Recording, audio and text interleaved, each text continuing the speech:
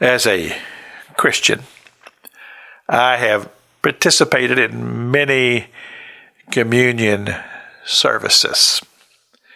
And I've been privileged at times to be visiting a church and they're having a communion service. I always appreciate whenever I get this sense that this is not an afterthought. This is not something that we're here to rush to get done, but it's very, very sympathetic to the presence of the Holy Spirit. There's time given to it, not rushed through. And so as a pastor myself and pastor of a local church, I've always been sensitive to the importance of this service and the way it's conducted and how we allow the Holy Spirit time to do His work. And so generally, when I'm conducting a communion service, I start with Matthew chapter 26, verse 26.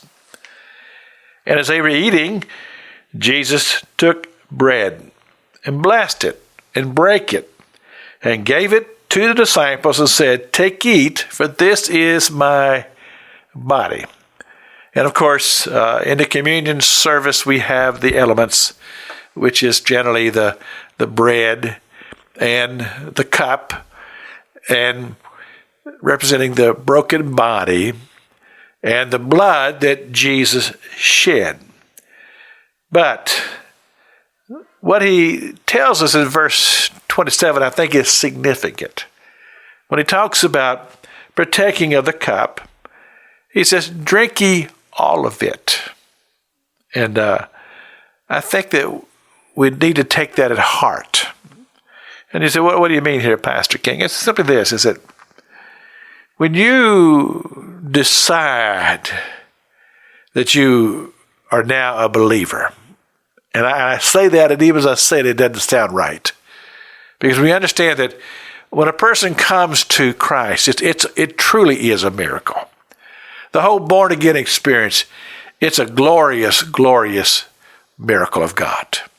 A revelation that comes to you, eyes become open. You begin to be aware of the spiritual world in which you're living. It's all a great miracle. But when you come to Christ, you don't come with part of you. And that's the thing that probably needs to be understood clear in our expression of our faith. It's not just something that we do in the physical, tangible world. It's a spiritual thing. It's not just a matter of shaking somebody's hand and saying, "Now I'm a believer." No, it's something that happens in your heart and your soul. And it isn't a part way or halfway thing. It's all in. And when he says, "Drink ye all of it," and you understand his sufferings, and you understand the price that he has paid, or will pay as he's saying these words, you have to understand that that's a total commitment. And our faith has to be all in, totally committed. Drink ye all of it if you're going to be his disciple. He says, "Take up your cross and follow me." This is Pastor Jack King with the gospel on the radio broadcast.